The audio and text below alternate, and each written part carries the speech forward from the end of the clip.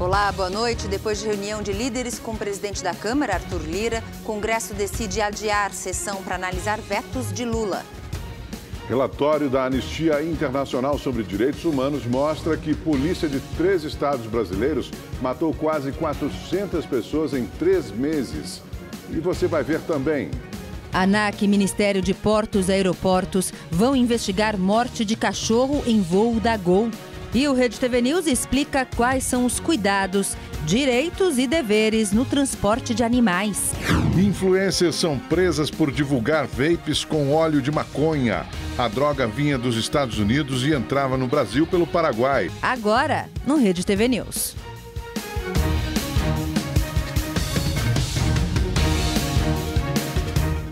Sete pessoas foram presas em uma operação da Polícia Federal em Brasília, Rio de Janeiro e São Paulo. Elas são acusadas de envolvimento num esquema de venda ilegal de óleo de maconha para cigarros eletrônicos. 2 pessoas ainda estão foragidas.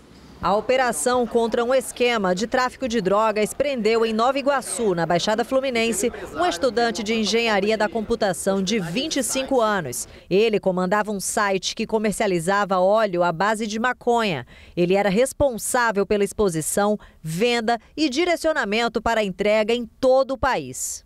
Segundo as investigações, o grupo criminoso importava o óleo dos Estados Unidos e a droga entrava no Brasil pela fronteira com o Paraguai, em potes de cera de depilação. Aqui era manipulada e, posteriormente, inserida em cigarros eletrônicos. Em São Paulo, a gente identificou um laboratório onde o óleo da maconha ele era extraído e inserido em refis, que posteriormente seriam colocados em cigarros eletrônicos. Mas para burlar ainda mais, para tornar o monitoramento policial ainda mais complexo, mais complicado, eles colocavam esses refis que estavam cheios de óleo de maconha no interior de cola bastão escolar. As investigações começaram no final do ano passado, quando a Polícia Civil identificou que 3 influenciadoras digitais de Brasília divulgavam os cigarros eletrônicos, informando a composição e até fumavam nos vídeos que eram publicados. Rainara Didoff, Letícia Suzane Correia Castro e Elisa de Araújo também foram presas hoje. Quando os clientes efetuavam o pagamento, os valores iam para contas de laranjas e a quadrilha lavava o dinheiro. A polícia estima que a organização criminosa movimentava cerca de 2 milhões de reais por mês. No território Yanomami, em Roraima, garimpeiros foram rendidos por indígenas. O grupo de 12 invasores foi capturado na região do Omoche. Eles eram escoltados por indígenas com flechas e espingardas e depois levados até agentes da Força Nacional que estão no território Yanomami. Segundo relatos dos indígenas, a água da região está contaminada com mercúrio por causa da ação dos garimpeiros. A Polícia Rodoviária Federal apreendeu na Baixada Fluminense 750 quilos de maconha em meio à carga de um caminhão que seguia pela BR-040 para o Rio de Janeiro. O motorista foi preso e confessou que receberia dinheiro para entregar a droga na favela da Rocinha, na zona sul do Rio de Janeiro. Além da droga, 5 fuzis, 2 pistolas e 10 carregadores foram apreendidos. Um imigrante senegalês morreu depois de cair de um prédio durante uma operação na região da Cracolândia, no centro de São Paulo. O caso aconteceu na noite de ontem em uma pensão. Policiais militares investigavam receptadores de celulares roubados no local. Dentro de um dos apartamentos, um homem foi preso com 44 celulares e outros 8 aparelhos eletrônicos. Um segundo suspeito que estava no local, um imigrante senegalês, tentou escapar pela marquise do prédio, mas acabou se desequilibrando e caiu. Ele não resistiu. Logo depois, uma confusão começou na rua. Policiais atiraram balas de borracha e bombas de efeito moral contra a multidão. O caso foi registrado como receptação, desobediência e morte acidental no 2º DP do Bom Retiro. E no Ceará, uma iniciativa foi lançada para recuperar celulares roubados, furtados ou perdidos. Esta cena se repete com frequência em todo o Brasil. Só em 2022, 1 milhão de celulares foram roubados ou furtados em todo o país, segundo o Anuário Brasileiro de Segurança Pública. No ano passado, no Ceará, estes furtos e roubos chegaram a 20 mil. Para combater esse crime, o governador cearense lançou o Meu Celular, uma plataforma que usuários cadastram dados do aparelho, uma proteção para o futuro em casos de perda ou roubo. Espero que o povo colabore e quem leva celular não leve mais, porque vai ser rastreado mesmo. A partir do cadastro, um alerta laranja fica válido por 72 horas para dar tempo da pessoa registrar o boletim de ocorrência. Depois do registro do BO, o alerta fica vermelho até recuperar o equipamento. Usou o chip, tirou, tem como rastrear, né, o celular. Então vai ser ótimo isso aí, eu acho bom. Na prática, a pessoa que estiver com um celular que foi roubado, perdido ou furtado, vai receber uma mensagem de texto informando que é para devolver o aparelho nesta delegacia aqui no centro de Fortaleza. Mas se ela não comparecer voluntariamente, a Polícia Civil fará operações para ir na casa dessa pessoa, localizá-la, para recuperar o celular e poder dessa maneira devolver o celular ao seu efetivo proprietário legal do celular. A ideia é fazermos um apanhado maior dos aparelhos devolvidos e ao mesmo tempo fazer um momento no centro de evento para fazer entrega de todas essas pessoas. Para tentar recuperar o celular, é só criar um perfil no site meucelular.sspds.ce.gov.br e seguir as instruções de cadastro.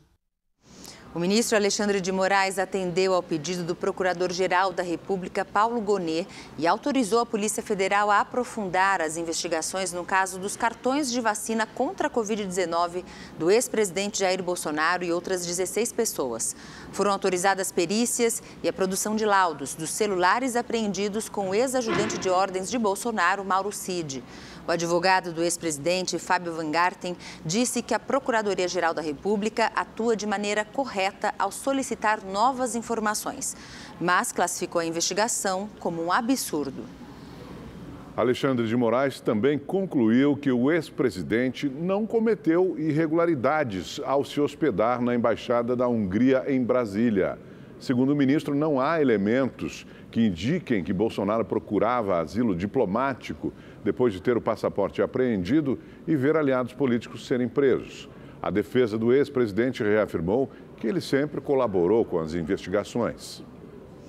O governador de São Paulo, Tarcísio de Freitas, firmou um compromisso com o Supremo Tribunal Federal para que os policiais militares usem câmeras corporais durante as operações policiais.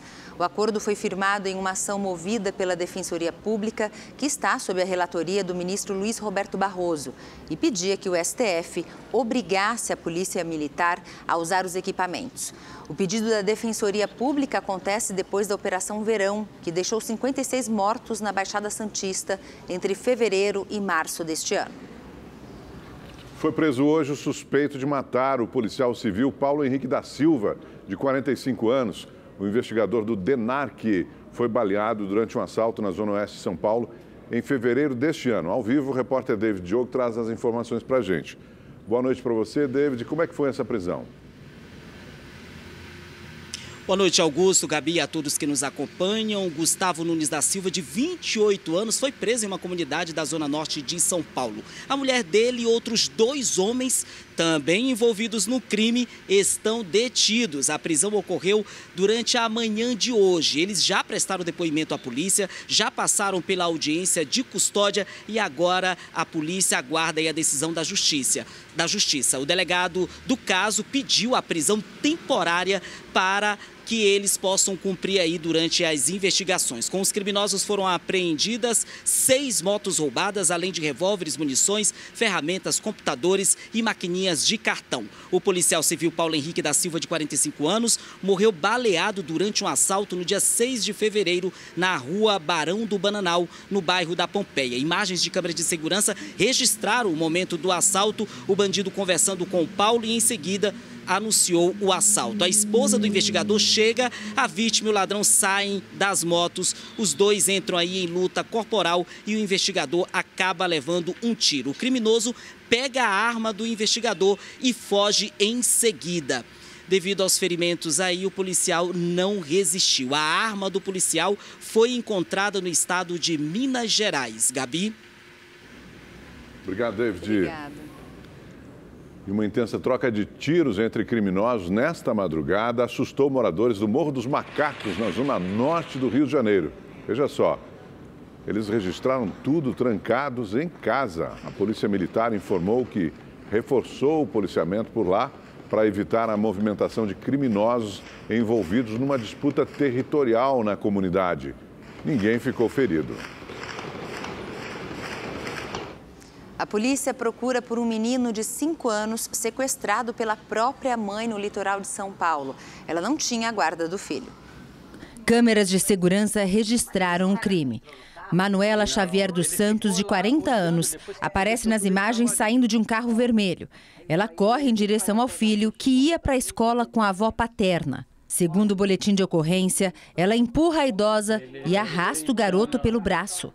A criança chega a cair e é puxada pela mãe.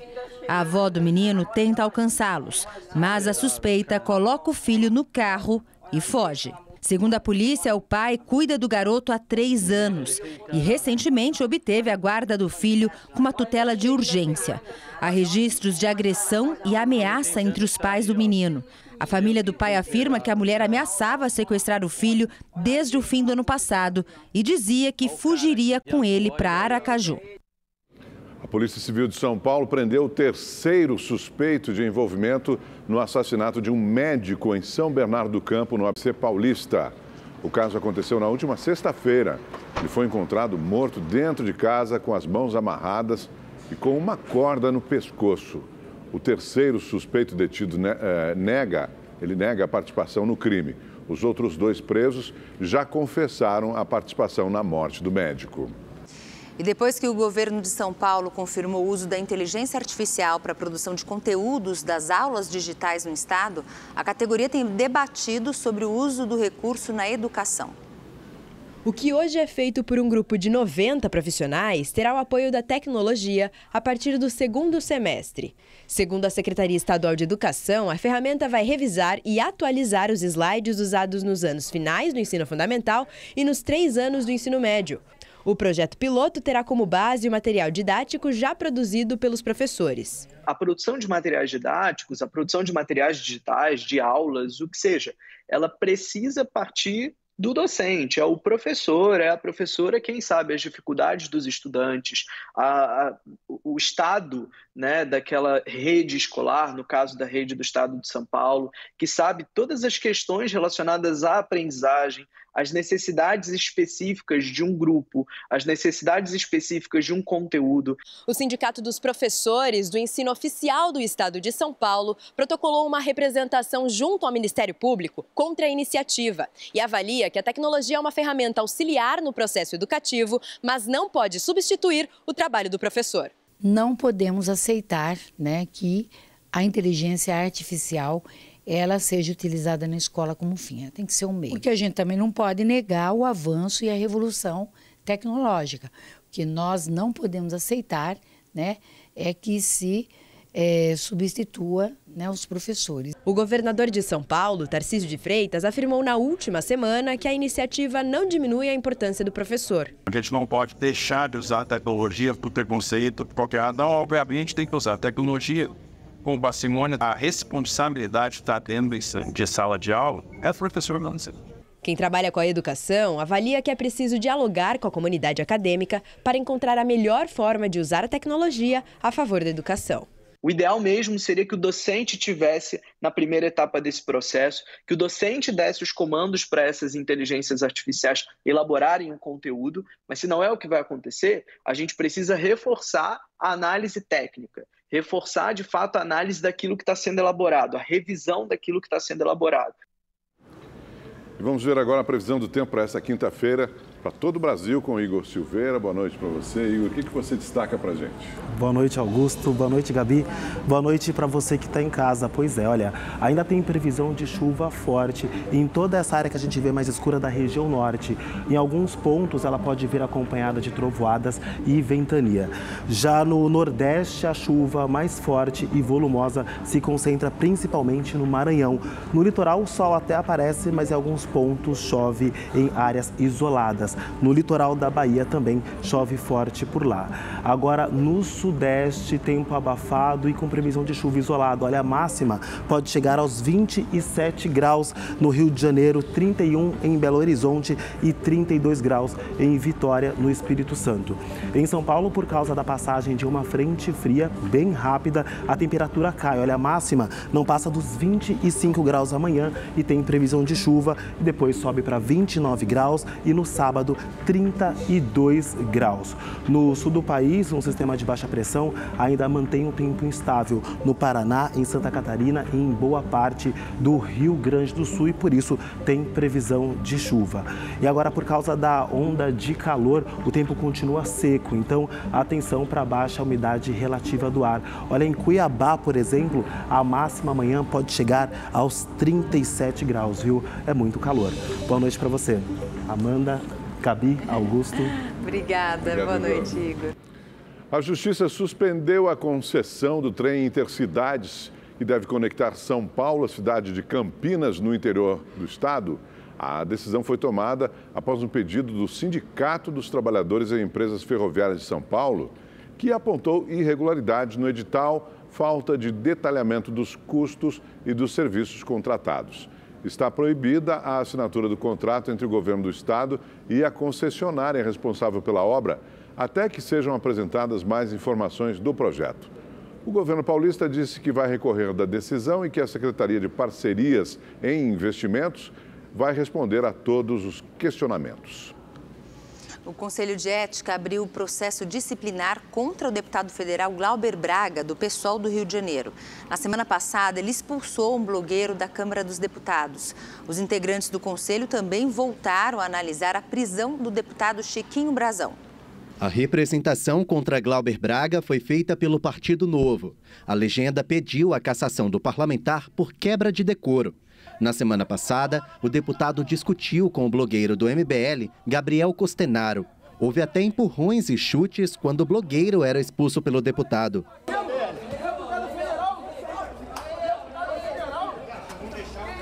Minutos depois, Glauber Braga foi gravado em outra discussão, dessa vez com um dos colegas, Kim Kataguiri, que é apoiador do MBL. A confusão foi na porta da Polícia Legislativa.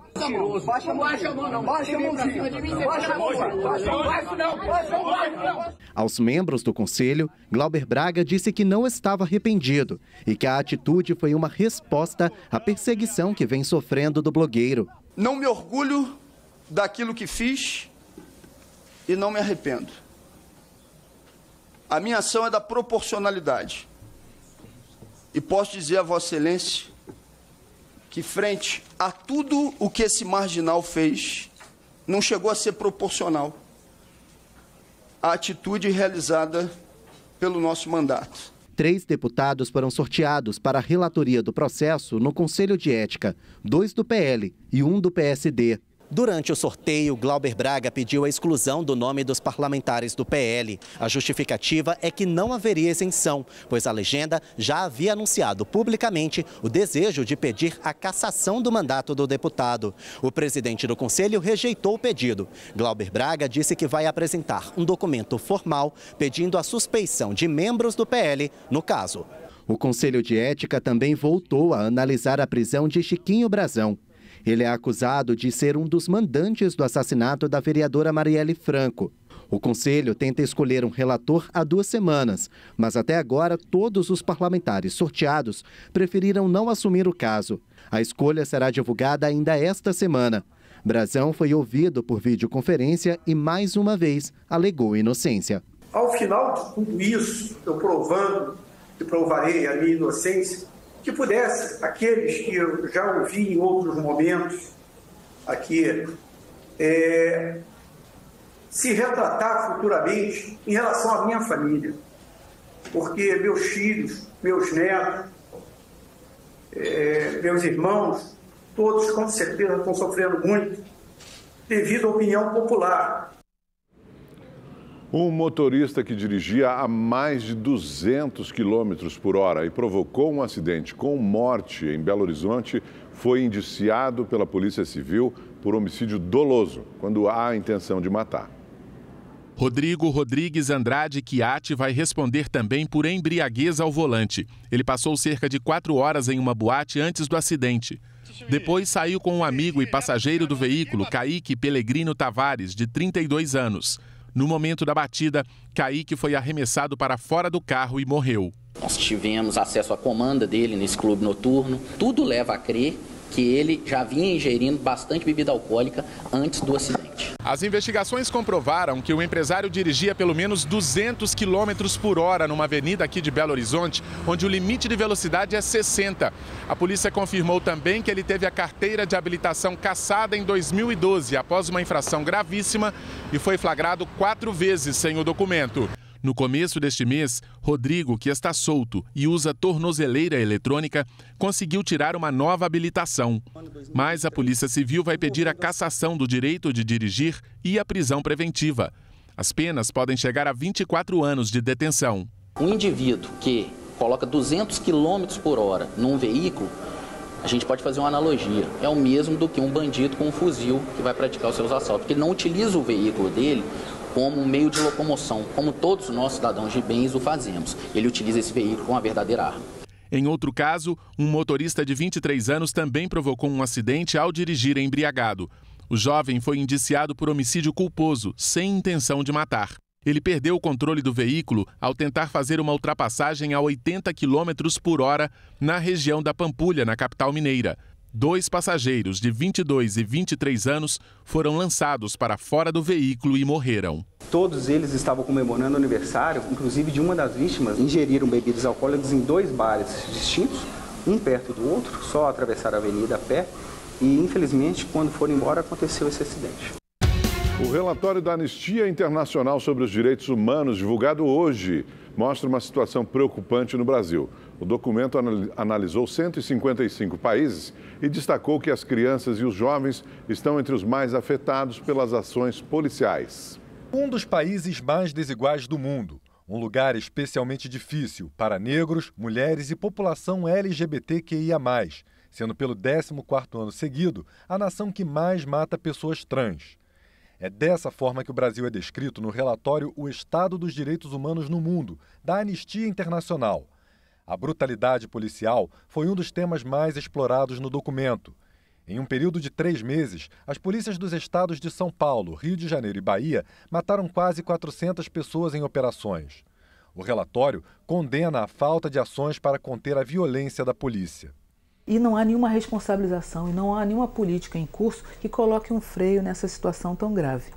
O que demonstra que há um descontrole da atividade policial, um descontrole tanto por parte do Poder Executivo, os governadores do Estado e o próprio governo federal têm funções, têm obrigações a cumprir no controle da ação dos agentes do Estado, mas também um descontrole por parte do Ministério Público. O relatório menciona apenas mortes registradas em ações realizadas entre julho e setembro do ano passado, o que significa que o número pode ser muito maior e a situação mais grave. Ainda sobre brutalidade policial, o documento destaca que crianças e jovens estão entre os mais afetados pelo problema. É o caso de Heloísa dos Santos Silva, de apenas 3 anos. Ela morreu depois de ser atingida por um tiro na cabeça durante uma abordagem da Polícia Rodoviária Federal em Seropédica, no Rio de Janeiro. Os policiais alegaram que o carro constava como roubado. Exatamente um mês antes, Tiago Flauzino, de 13 anos, morreu ao ser baleado durante uma operação policial na Cidade de Deus. Tiago estava na garupa da moto de um amigo e não tinha anotações criminais.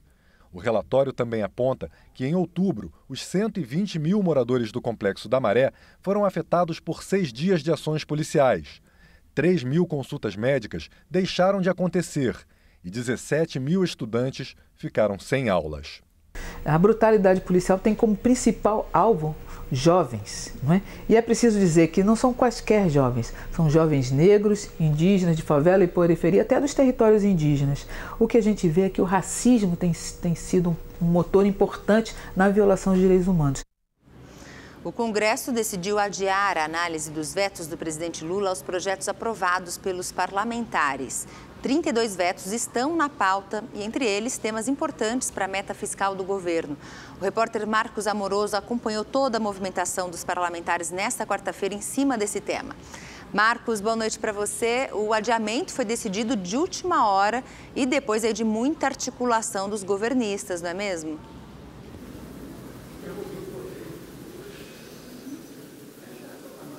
Boa noite, Gabriela, Augusto e a todos que nos assistem. Isso mesmo. A decisão para o adiamento da sessão do Congresso Nacional, que iria analisar os vetos do presidente Lula a projetos de lei, só aconteceu agora há pouco.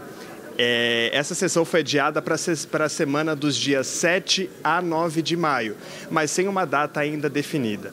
Desde ontem à noite, os líderes do governo trabalhavam para fechar acordos sobre os mais de 30 vetos que estavam na pauta. A maior preocupação é com a liberação de recursos no orçamento, que pode atrapalhar o governo a atingir as metas fiscais. Desde o começo do dia, a gente vem acompanhando o desenrolar dessas negociações que só acabaram agora há pouco, depois de uma extensa reunião dos líderes do governo com o presidente do Senado, Rodrigo Pacheco. Os ministros da Casa Civil, Rui Costa, e das Relações Institucionais, Alexandre Padilha, também participaram deste encontro que aconteceu na residência oficial do Senado. O presidente Arthur Lira, presidente da Câmara dos Deputados, Arthur Lira, ele era contrário a esse adiamento. E todas as conversas a gente reuniu numa reportagem que a gente assiste agora. Foi um dia inteiro de reuniões. O governo tentou até o último momento adiar a sessão do Congresso, que vai analisar os vetos do presidente Lula, para evitar possíveis derrotas em plenário. Entre as preocupações do Planalto estão os vetos ao projeto de lei que endureceu as regras para as saidinhas de presos e as emendas de comissão previstas no orçamento, que somam 5,6 bilhões de reais.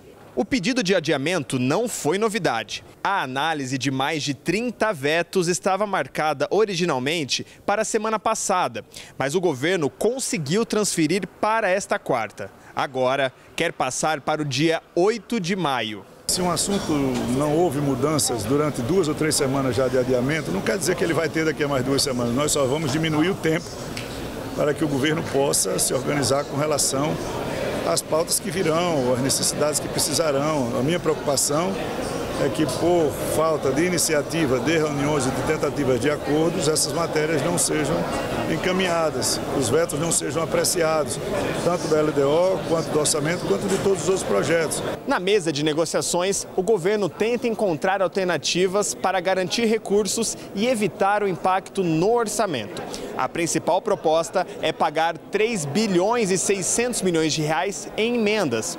Em troca, o Congresso aprova o projeto de lei que retoma a cobrança do seguro obrigatório para veículos, o DPVAT. No texto foi incluído um trecho que libera 15 bilhões e 700 milhões de reais de crédito ao governo. Outra proposta é a mudança em um dos artigos do arcabouço fiscal. A alteração permitiria a liberação de mais 15 bilhões de reais já no orçamento deste ano.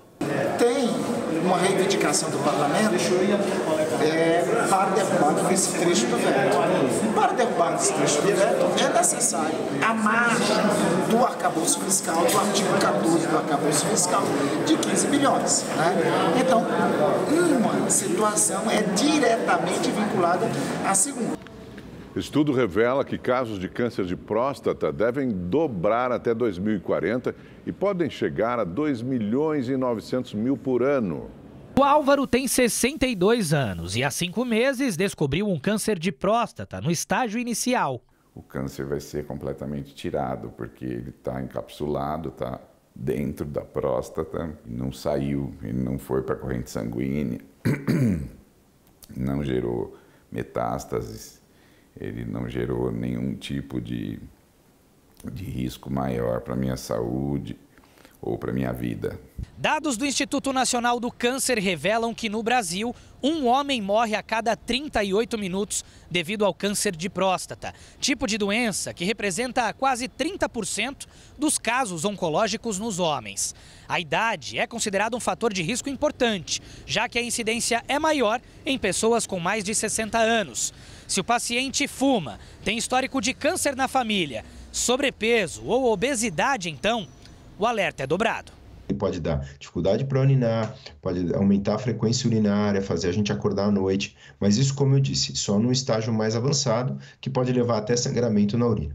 Nos estágios iniciais, ele é completamente assintomático e por isso que nós e também a Sociedade Brasileira de Urologia reforçamos a ideia de que o paciente precisa procurar urologista a partir dos 50 anos. Um estudo apresentado no Congresso da Associação Europeia de Urologia este mês apontou que os casos de câncer de próstata devem dobrar no mundo. O número pode chegar a 2.900.000 casos anuais até 2040. O grande problema de a gente não fazer check-up ou detectar o câncer tardiamente é que você perde o bom momento de tratamento curativo, isto é, fazer o tratamento com foco em cura. E aí você vai fazer um tratamento, claro, a gente não deixa de tratar esses pacientes, mas aí já é um foco de controle da doença, já não tem mais a intenção curativa. As internações por dengue cresceram mais de 20 vezes nos hospitais municipais de São Paulo. Entre março e abril, eram 11 internações. Ontem, o número chegou em 237. A média de ocupação dos leitos está em 90%. O Instituto de Assistência Médica do Servidor Estadual também registrou alta no número de casos. No começo de janeiro até o final de março, as internações aumentaram 13 vezes. Uma boa notícia: aposentados e pensionistas do INSS começaram a receber a antecipação do 13º salário. Para saber se o dinheiro já está na conta, o beneficiário pode consultar o aplicativo Meu INSS ou o site gov.br/meuinss. Quem não tiver acesso à internet pode consultar a liberação do 13º pelo telefone 135. 33.600.000 segurados vão receber o pagamento. E a ANAC, a Agência Nacional de Aviação Civil, anunciou a instauração de um processo administrativo para apurar os motivos que levaram à morte do cachorro Joca ontem, depois de um erro operacional da empresa aérea Gol. O ministro dos Portos e Aeroportos, Silvio Costa Filho, anunciou que fez uma reunião de emergência com a ANAC para tratar do caso e rever as regras para o transporte de animais em aeronaves no país. Primeiro, para a gente poder averiguar, checar junto às companhias aéreas, para o quanto antes isso ser esclarecido à sociedade brasileira. E segundo, a gente quer cada vez mais, com todos que defendem essa causa, pensar ao lado da ANAC políticas públicas em defesa da causa animal no Brasil. A ANAC esclarece que quando as empresas aéreas oferecem o transporte de animais de estimação e de assistência emocional, elas têm a responsabilidade sobre eles desde o embarque até o recebimento. E que em casos de danos causados aos animais no decorrer do trajeto, o transportador aéreo deverá indenizar o passageiro. A reunião foi depois da morte do cachorro Joca, que deveria ter sido levado do Aeroporto Internacional de Guarulhos, em São Paulo, para a cidade de Sinop, no Mato Grosso. Mas o animal foi colocado no porão de um avião com destino a Fortaleza, no Ceará.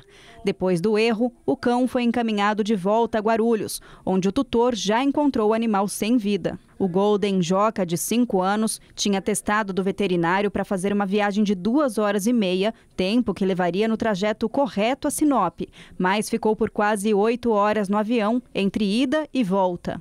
Nesse período que ele foi até lá, o ideal teria sido ele ser avaliado por um médico veterinário, né? Atestar a questão da temperatura corpórea dele, se ele não estava com uma respiração ofegante, se estava clinicamente bem para conseguir voltar novamente para Guarulhos, né, para reencontrar com a família dele. Depois da morte de Joca, a Gol suspendeu a venda do serviço de transporte de cães e gatos no porão de aeronaves por 30 dias, até que o processo de investigação seja concluído. No transporte aéreo, os animais podem ser transportados, se de pequeno porte, até de 8 a 10 quilos, pela legislação, na cabine, e se ultrapassado esse peso, somente no porão. Luciana já consultou as regras para viajar com o Guerreiro, um bulldog inglês, mas não se sente segura em transportá-lo no porão da aeronave. O bichinho não é uma carga, então assim, eu não sei se vai estar frio, se vai estar calor, se... Não sei te dizer se vai sentir sede, ainda mais uma viagem, vamos supor, de 11 horas, que seria a viagem que eu faria, né? Mas para quem pretende viajar de avião e levar o pet, há recomendações importantes para evitar o estresse no animal durante a viagem. O ideal é comprar uma caixinha de transporte, deixar essa caixinha de transporte no ambiente que esse pet fica, deixar a portinha aberta para ele entrar ali de vez em quando, para ele se ambientar mesmo com aquela caixinha, para aquilo ali não ser um fator de estresse para ele. Durante a viagem, o que a gente pode também fazer é colocar objetos pessoais deles, né? Um bichinho, uma bolinha, alguma coisa que ele entenda que é dele, que está ali, que ele se ambientize ali com aquele objeto. Ou uma roupa do tutor. Em nota, a Gol informou que clientes que já contrataram o transporte do pet por meio dos serviços que estão com restrição podem pedir a restituição do valor ou postergar a viagem sem custo. A Secretaria Nacional do Consumidor, a Senacom, já notificou a Gol que tem prazo de até 2 dias para prestar esclarecimentos sobre a morte do cão. A ANAC solicitou à Gol informações sobre as condições de transporte do animal, o envio para o destino diferente do contratado pelo tutor e as condições de prestação do serviço. A Polícia Civil do Rio de Janeiro indiciou 3 pessoas por envolvimento na morte do advogado Rodrigo Marinho Crespo em fevereiro. Segundo os agentes, os 3 participaram do monitoramento da vítima. Uma nova investigação avalia se há outras pessoas envolvidas. O advogado foi assassinado próximo à sede da Ordem dos Advogados do Brasil, a queima-roupa, com pelo menos 18 disparos. A polícia ainda não sabe o que motivou o crime. O ministro da Fazenda, Fernando Haddad, entregou ao Congresso o projeto de lei para regulamentar a reforma tributária sobre o consumo. O ministro foi pessoalmente ao Congresso levar a proposta. Fernando Haddad chegou acompanhado do secretário executivo, Dario Durigan, e do secretário extraordinário da Reforma Tributária, Bernard Api. O texto entregue tem cerca de 300 páginas, com 500 artigos e vários anexos, que definem questões como a alíquota dos novos impostos que vão substituir o PIS, COFINS e IPI, além do ICMS estadual e do ISS municipal. O ministro da Fazenda disse que a ordem do presidente Lula foi garantir que não haja aumento de carga tributária sobre os alimentos. Amanhã, o ministro deve detalhar os pontos do projeto. Esse projeto extrapola o Executivo Federal. Ele já é o resultado de uma negociação com estados e municípios, cada qual com a sua especificidade, que foi levada em consideração para trazer para o Congresso essa proposta. Trata-se de uma proposta de lei, de um projeto de lei.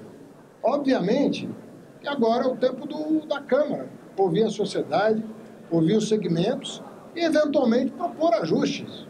O governo ainda vai encaminhar outros 2 projetos ao Congresso, um sobre a transferência de recursos aos fundos de desenvolvimento regional e de compensações de perdas dos estados e outro sobre a transição da distribuição de receita aos estados e municípios.